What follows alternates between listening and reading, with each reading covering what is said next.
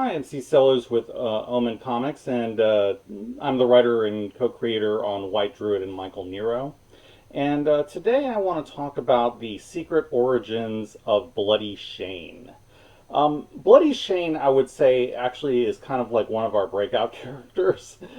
He wasn't necessarily intended at first to be a major player, but I think over time he has definitely become a huge part of Nero investigations going forward. And so I think it's kind of worth talking about him and where I came up with the idea for him and kind of how he evolved over time.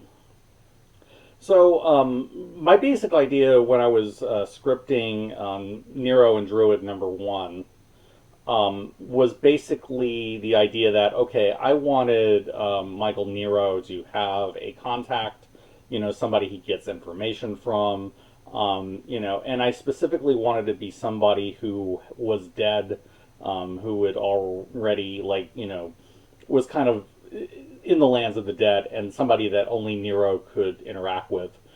But I also wanted to be somebody that would give him some pushback, as it were. And so, really thinking about the setting of Kingdom City, the fact that it was in California, and all that, it really occurred to me, it's like, okay, there are probably graves here going back to the Old West. And so, having thought on that, I'm like, okay, what if there is a grave of a ghost cowboy?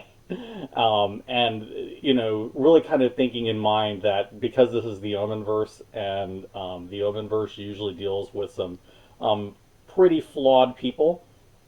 Um, I figured, okay, this guy would actually be would actually be somebody who was kind of a bandit, somebody who was kind of a ne'er-do-well, and who had gotten himself killed.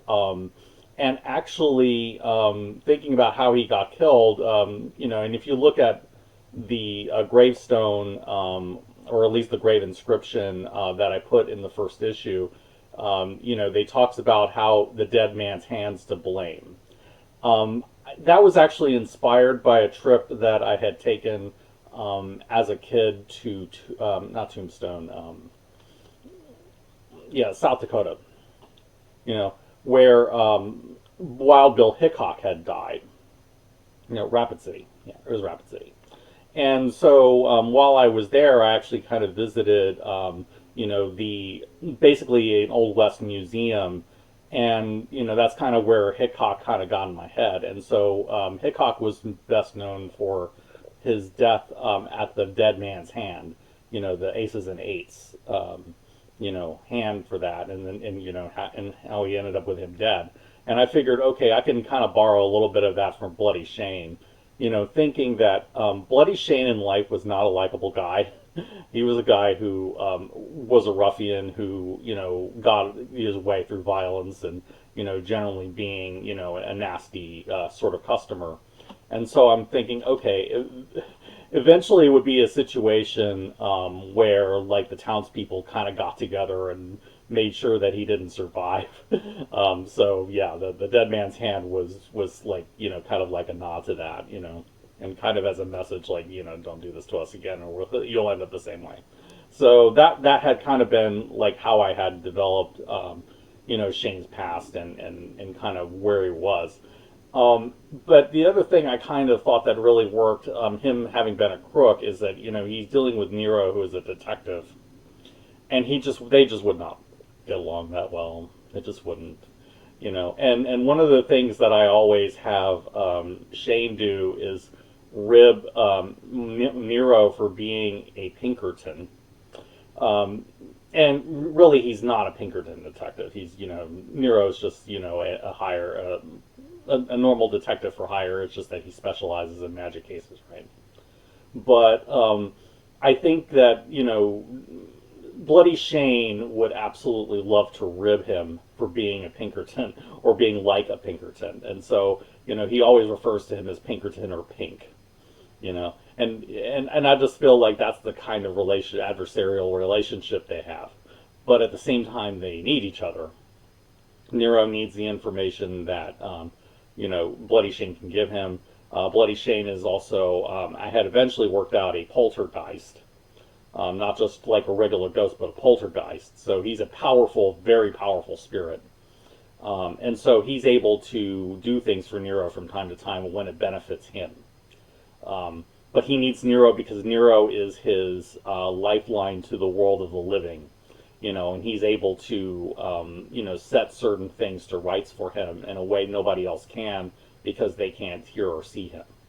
Um, you know, Occasionally with real difficulty, certain magically, inclined people can see him, like the Lady Killer can see him.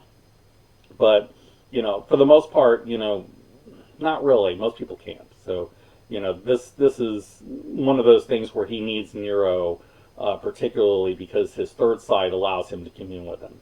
And so, as much as he likes to give Nero crap, Shane is also somebody who, kind of recognizes, okay, I need this guy. I don't want to hit him too far, because I do need his help. So there was that.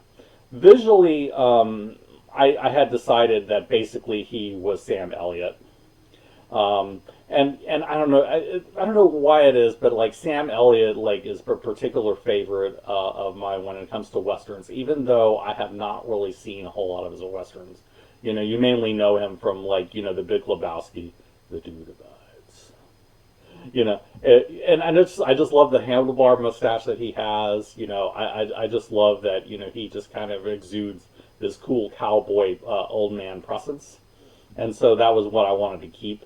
But even though his personality, I would say, is probably closer to a Lee Marvin character than a Sam Elliott character, I've kind of felt like that really worked for me. So I wanted to keep that. Yeah, and I love westerns. I mean, I just love throwing in a lot of those sort of elements. My father was like a huge western fan, and so I like to throw in little nods to westerns here and there where I can. Because I love the genre, and because it's just something that has a lot of childhood influence on me. So I do like to throw those little elements in, and I really did want Bloody Shane to be a realistic cowboy. Oh yeah, the name Shane. You know, Shane is like an iconic Western name. Can't get away from it. So I just kind of felt like, okay, how can I add it up to make it sound cool? And so I just kind of added the adjective onto it. But I just kind of felt like all those elements put together kind of really made him an interesting character. And I think he's a character that I think really kind of fits in with the Neurocast very well. He has kind of exceeded a lot of my expectations. Originally, I was thinking, okay, I need a character who would walk on the issue, do what he needed to do, and come back if I needed him to. But then Mike really liked him. And I admit he's really fun to write, so he's just one of those characters that I like to throw in every now and again, and you will definitely be seeing more of him in future issues. So I think that pretty much covers Bloody Shane. He's a character that a lot of people like. I hope you feel the same way. And until next time, this is Steve with Omen Comics, signing off.